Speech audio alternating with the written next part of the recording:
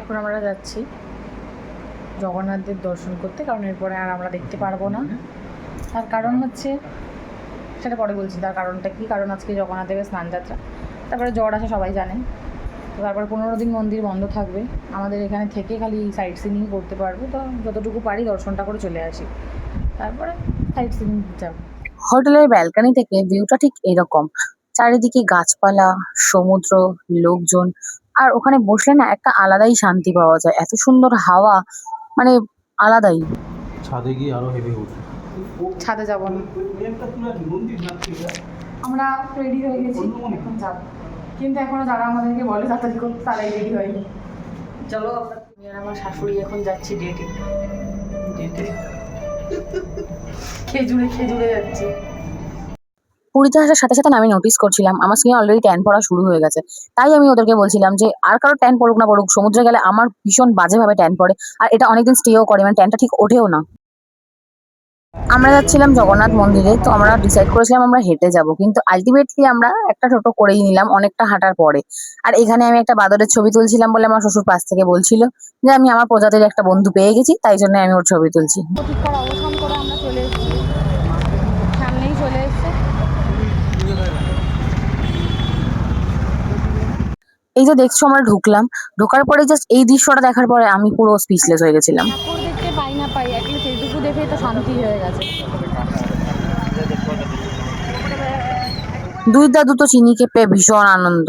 সত্যি কথা বলতে আমি জানিও না যে আমি ঠাকুর দেখতে পারবো কি পারবো না, কারণ এত ভিড় দেখে আমার তো হয়ে গেছিল যে আজ বোধহয় আর ঠাকুর দেখতে পারবো না। চলো তোমাদেরকে আমি ভিড়টা দেখিয়ে দিই, কতটা ভিড় ছিল ওখানে।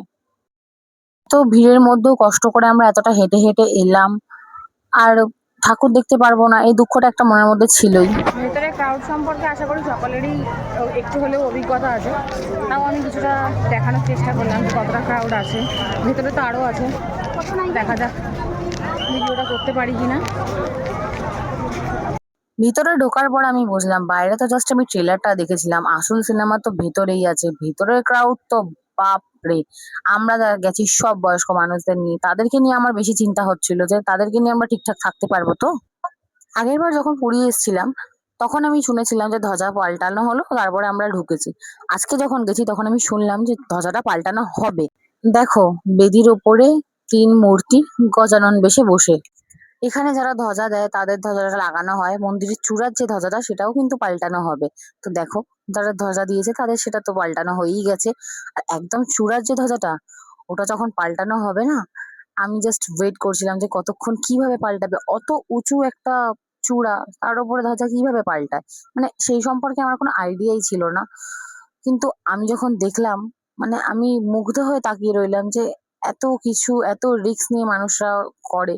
সব ভক্তি ছাড়া অসম্ভব, ভক্তি থাকলে তবেই এত কিছু করা যায়, না হলে কিন্তু কোনো কিছুই পসিবল হবে না। কারণ অন্তরের ভক্তি সবচেয়ে বড়। তুমি সেটা যদি পুরীতে না এসে বাড়িতেও পুজো দাও, তাহলেও সেটা তোমার ভেতরের ভক্তি যদি থাকে না, ভগবান সেই পুজোই ঠিকঠাক ভাবে নিয়ে নেন।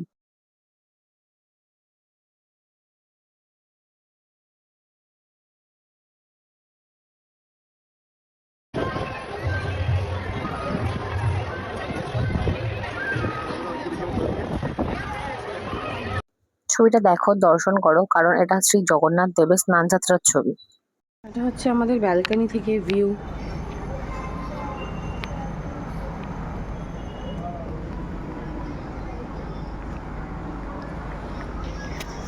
আর আমরা যাচ্ছি এখন হচ্ছে সমুদ্রে স্নান করতে। তো সবাই চলে গেছে, আমরা এখন যাব। আমি আর আকাশে একমাত্র বাকি আছি, ও এখন খেলা দেখছে বসে বসে। আর আমি রেডি, এবার আমরা বেরাবো। কারণ বৃষ্টির জন্য আমরা অপেক্ষা করছিলাম, ওরা যখন গেছে বৃষ্টিটা পেয়ে গেছে, আমরা আর বৃষ্টি পাবো কি না ওর জন্য ওয়েট করছিলাম যে বৃষ্টিটা পড়লে যাবো। কিন্তু যাই দেখি, যদি বৃষ্টি না পড়ে তাহলে জল তো রয়েছেই। কী গো, চলো ওঠো। এগুলো সবচেয়ে ইন্টারেস্টিং জায়গা হচ্ছে এই ব্যালকনিটা। এই ব্যালকনিটাতে এলে মানে কোনো অভিমান অভিযোগ কিছু থাকবে না, কারণ ব্যালকনিটা দেখো যতটা বড়। সবচেয়ে ইন্টারেস্টিং পার্টটা আর দেখাচ্ছি, দাদা। এটা হচ্ছে সবচেয়ে ইন্টারেস্টিং। এখান থেকে যেই লেভেলের হাওয়া আসে, হচ্ছে সিঁড়ি যেখান থেকে নামা যায় লিফট ছাড়াও। আর নিচে একটা ওদের নার্সারি আছে, নার্সারিটা আমি যদি দেখাতে পারি তাহলে আমি যখন নামবো তখন দেখাবো।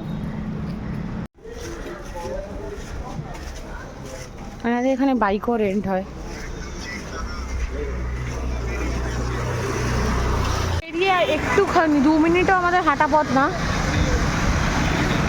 Sea beach.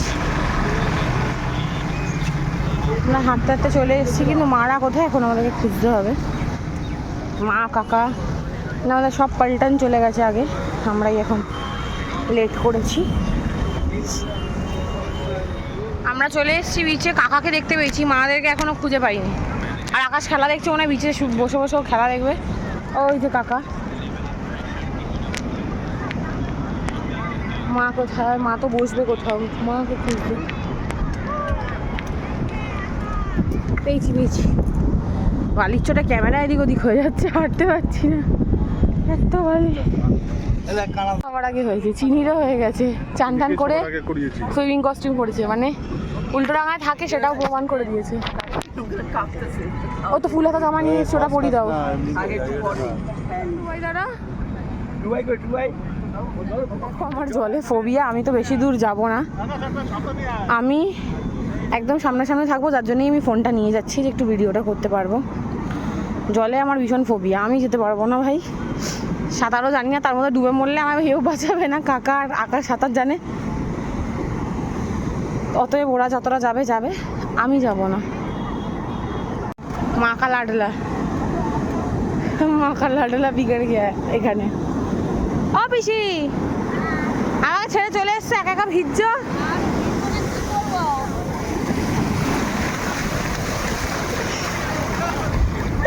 কোথা থেকে কোথায় চলে এসছে মারে। আমি উঠে দিয়েছি, তাড়াতাড়ি ওটা বড় ঢেউ আসছে। আমি এসছি, নিয়ে এসছি এত বড় ঢেউ। আরে তাড়াতাড়ি আসো, আর একটা বড় ঢেউ আসছে। চলে এসছি, চ পালা।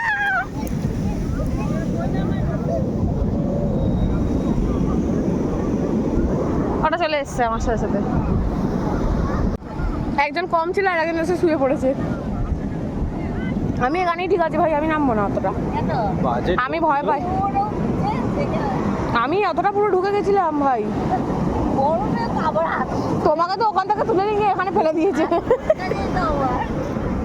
আমি জলে নামিনি, কিন্তু পিসিরা, টুবাইদা, এরা সবাই, কাকা এত মজা করছিল, ওদেরকে দেখেও আমার ভালো লাগছিল যে না, এরা যদি ভালো থাকে তাহলেই তো আমাদের ভালো।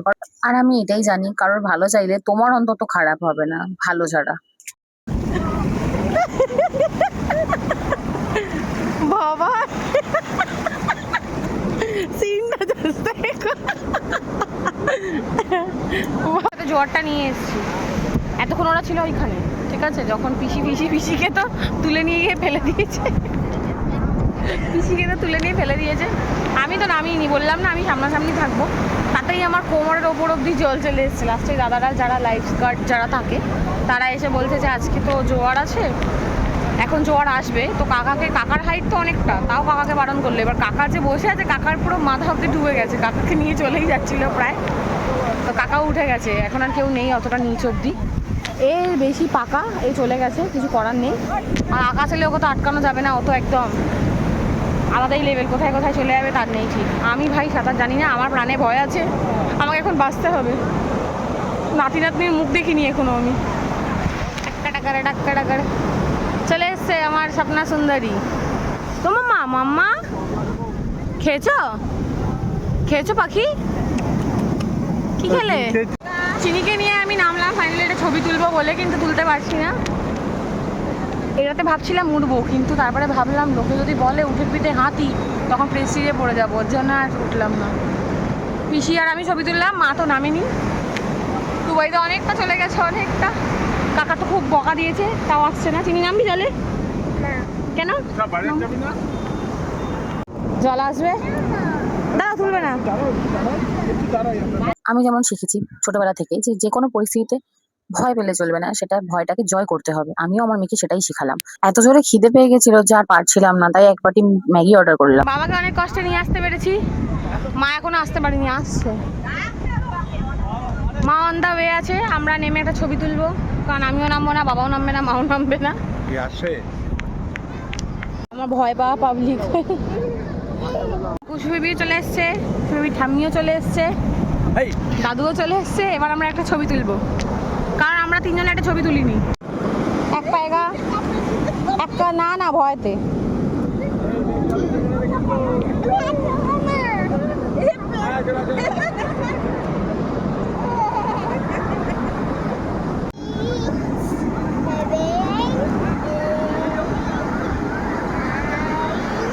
চিনি কিসের কাউন্টিং করছে জানো? ঢেউ আসার। 1 থেকে 3 অব্দি গুনলে নাকি ঢেউ আসবে, যখন আসছে না ওর মন খারাপ হয়ে যাচ্ছে। তাই জন্য আমি এই ভিডিওটা করলাম যে ও একটু আগে এতটা ভয় পাচ্ছিল, এখন কিন্তু আরো ভয়টা পাচ্ছে না। এখন ওকে জল থেকে তুলে রাখাটা দুষ্কর হয়ে গেছে আমাদের জন্য। লাস্টে যারা জল থেকে উঠে গেছিল তারা আবার ওর জন্য জলে যাচ্ছে, পিসি, টুবাইদা, ওর বাবা, চিনি, সবাই শুধুমাত্র ওর জন্য। জামা ঠিক কর মামু।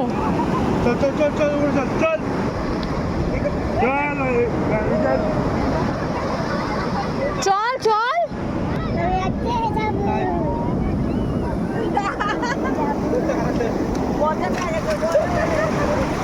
ওই যে বললাম না, ভয় কেটে গেছে, তাই জন্য ওর বাবা লাস্টে ওকে কাঁধে তুলে নিয়ে হাঁটলো। বলে ভয় পাচ্ছে, বলছে নামবো না। লাস্টে সবাই আমরা উঠে গেছি, কিন্তু ও মহারানী উঠবে না। আর একটুখানি করে যাচ্ছে, কালকে আবার নামবো। হ্যাঁ